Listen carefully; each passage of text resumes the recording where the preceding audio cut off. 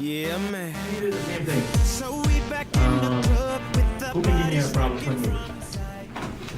X plus 2, X plus 2, in parentheses, yeah. Uh-huh. And X minus 6, X minus 6 equal to 20. 20, okay. So again,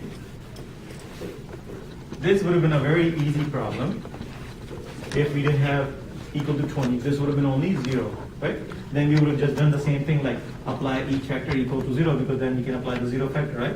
In this case, we cannot use x plus 2 equal to 20, x minus 6 equal to 20, right? We don't have that, that methodology, so it has to have a 0 factor. So what it really means, before we can do anything with this one, we have to move the 20 on the left-hand side, right? Does it make sense? Right? And now on the left-hand side, we just don't have a, simplified version, so it means this is also, we have two factors of multiplying. So before we can do anything with this problem, first we have to simplify on the left-hand side by multiplying those two polynomial or binomial, and then move the 20 on the left-hand side, and then find the factors, and then apply the 0 factor. So simple. Yes. So how many people do not know how to multiply these two binomials?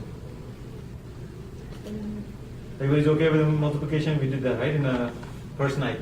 So if I multiply this, x times x going to be? Good. X times negative 6? Negative 6x, right? Then we get a 2. 2 times x is going to be? No, not negative. Positive 2x, right? Because positive 2 and positive x. Now positive 2 times negative 6 is going to be? Good. Equal to? 20. Now remember, we're simplifying this so we can move the 20 on the left-hand side. We could have not done that because it's not simplified on the left-hand side, right? So, can you tell me what are the terms that are like on the left-hand side can be combined? Negative 6x and 2x, right? So what's the result is going to be negative 6 and 2x? Negative 4x. Good, so negative 4x, negative 12 equal to 20. So everything got simplified on the left side. Now we're going to bring the 20 from the right-hand side to the left-hand side, right? So if I'm going to get rid of this 20 from the right side, what should I do with this 20? Subtract, very good. So I'm going to subtract 20, and I'm going to subtract 20 from both sides of the equation, right? So it's going to become x squared, negative 4x, and 32 equal to 0.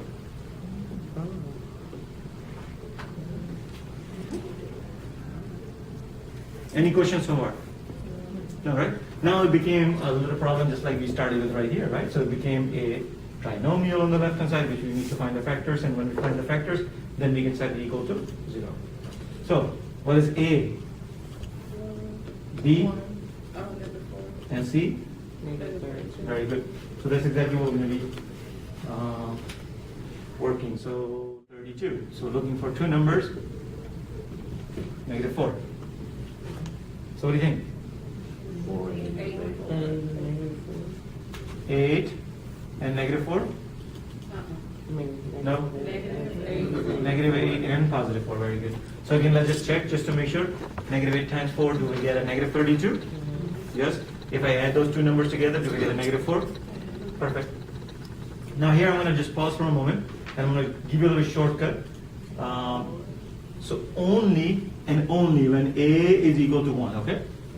Only and only when A is equal to 1. We don't have to go this into like 3 terms or 4 terms to, do all of that, right? So only when A is equal to 1, you can take these two numbers right here, and you can just A, and you can write down x plus 4. Only when A is equal to 1. Okay? That's just a shortcut. Yes. So we don't have to go to 4 terms and then. Now, remember, this we could have not done because A was not equal to 2, right? So you cannot just use this negative 3 and 2 because A was not equal to 2, right? So we can only do this whenever A is equal to 1. We can find these two factors, and now we can write down with the other factors. Okay. So now we've got two factors. We need to find the solution, right, for the x. So what should we do?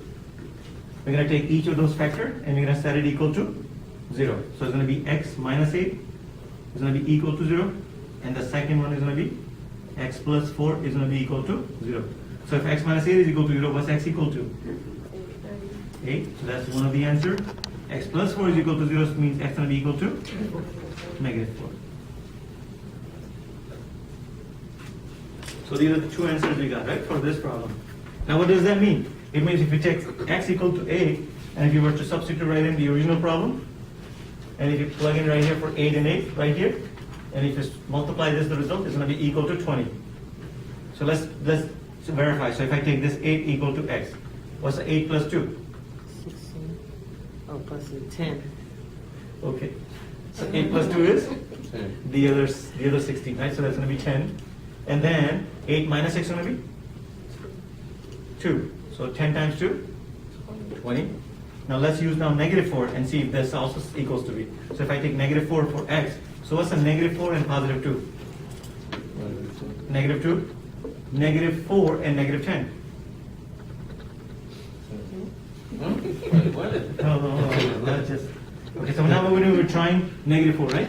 So I'm saying that if this would have been negative 4, and this one is negative 4, negative 6, right? So negative 4, negative 2, what's going to result? Negative 2, right? And then negative 4 and negative 6?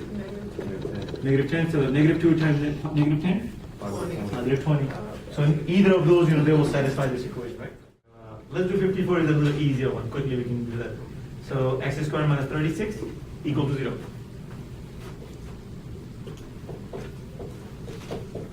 54. Again, we need to solve this equation, right? So very first thing, is it equal to 0? Right? That's good. That's a good starting point. If it's not, then we have to move something on the left hand side. So this is a good point. Now we stop right here and we take a look at on the left hand side. How many terms do we have on the left hand side? 2. 2, right? So what's the special name for the two polynomial terms? Binomial, very good. Now, how do we find the factors for binomial? Difference of two perfect squares. Very good. So if you take a look at the same 371 page, what's the very first step? It says find the greatest common factor, right? So do we have any greatest common factor? Nope. Right? Between x squared and 36, there's nothing. Then we move into the next step, and it says check to see if you are dealing with a binomial. If it's a binomial, then the only way we can find the factors for the binomial, if there are three conditions. Either is a difference of two squares, sum of two cubes, or difference of two cubes. Right? So those are the special cases. So again, difference of two squared, difference of two cubes, or sum of two cubes. These are the only three special cases with binomials. Binomial is only two terms polynomial. So since it's a two terms polynomial, we just have to kind of think about it. Okay, well, which one of these scenario will fit into this case? So what do you think? Does it look like a difference of two squares? Now, difference of two squares mean first one has to be a square. What about the second number? Is this a perfect square of a number? Yes. Which is 6, right? So we can rewrite. Bless you. So we can rewrite this as a 6 squared. So what does it look like? Difference of two squares, right? So right here, difference of two squares. But difference of two squares is equal to what? What are the two factors for the difference of two squares? And this is also actually on the same page, 371. So I'm just gonna see right all the way on the other side. They give you the number 2, and see on the right hand side they're giving you x squared minus 4 as an example, right?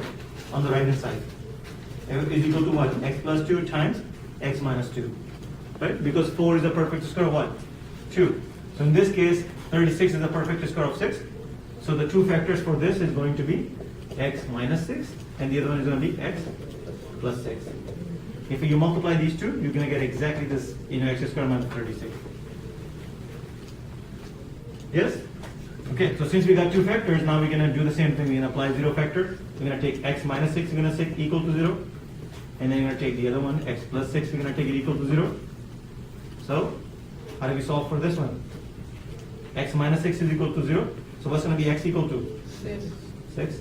X plus 6 is equal to 0, so it's going to be x equal to negative 6. So these are the two answers we're going to get for this equation. It's 12m cubed minus 13m squared plus 3m equals 0. Again, we're dealing with the equation, and we want to make sure it's equal to 0, so that's a good start. On the left hand side, we have how many terms? 1, 2, 3. So very first step for factoring up polynomial completely was the very first step. Is to greatest common factor. Common factor. So if I take a look at on the left hand side, how many terms do we have? 3. Do we have anything common? Yes. which is The m. m, right? So we're going to factor that out first. So m is out. What are you going to have left inside the parentheses? Is 12m squared Okay, good. minus 13m Excellent. plus 3. Excellent. Very good. Now we're going to focus only within the parentheses now, right? So what does it look like? Binomial, trinomial, By trinomial. trinomial, right? And the only way we can factor out the trinomial by using AC method, right? Or is a perfect square. Now it's not a perfect square because the first one is not a perfect square, neither the last term is a perfect square, right? So we cannot use this perfect square trinomial. So now we're going to focus within the parentheses and 12 and B Negative 13. and C 3. 3, right?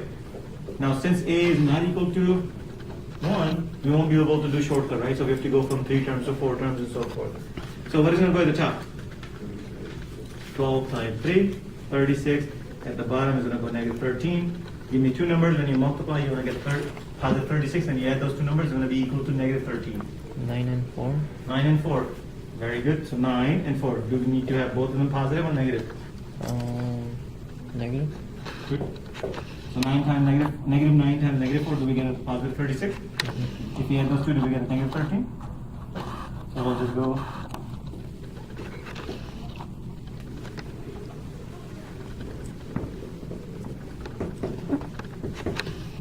And by the way, I'm just gonna carry the same at the end, right? So we don't confuse. Okay, so again we're gonna do group. So what's the greatest common factor between the first two? 3m. So if you factor out 3m, what do you have inside the parentheses? Yes. So out of the 4 divided by 3 is going to be 4m. 4m, good, minus 9m. Out of that actually 3m is out, right? So the result would be 3. 3, very good. Now the middle term is negative, so we're going to carry negative. If this would have been positive, you're going to carry positive, right? So that's where the sign comes in. So between the last two terms, do we have anything common? No, right? So if there's nothing common, we always factor out 1. Because what we're really looking for, we're looking for symmetrical, right? So this exactly what we want. So we have to have, we'll just factor out only 1. So what are you going to have left inside the parentheses? Now remember, whenever you factor out negative, the signs are going to be the opposite, right? Inside the parentheses, this 4m is going to be positive, and this used to be a positive is going to become negative. So again, what's common now? What does it look like? 4m minus 3, 4m minus 3, right? So it's going to be 4m minus 3. And what's going to be in the other parentheses? 3m minus 1, right? Equal to 0. And since we're done with factoring, now I'll just write the m we've been carrying on, right? From the top. Okay. So now everything is equal to 0. And on the left hand side, everything is factored. So by the way, how many factors do we have on the left hand side? 3. 3, right? So we have m, then we have 4m minus 3, and we have 3m minus 1, right? So there are 3 factors. So when we are trying to find the solution now for this m, we have to take each one of those factors, we're going to set it equal to 0. So if I'm going to take the very first one, so it's going to be just m is going to be equal to 0. Now since m is equal to 0, there's nothing else that we solve, right? Because m is by itself. So that's the first one. Then we're going to take this 4m minus 3, and we're going to set it equal to 0. And now we're going to solve for m. So the first thing what we're going to do, we're going to move the 3 on the other side, right? So it's going to become 4m equal to 3. And then we're going to divide it by 4 divided by 4, right? So it means m is going to be equal to 3/4. Right? So that's second answer. And what is going to be the third one? 3m minus 1 equal to 0, right? And then it's going to be 3m equal to 1. And then m is equal to...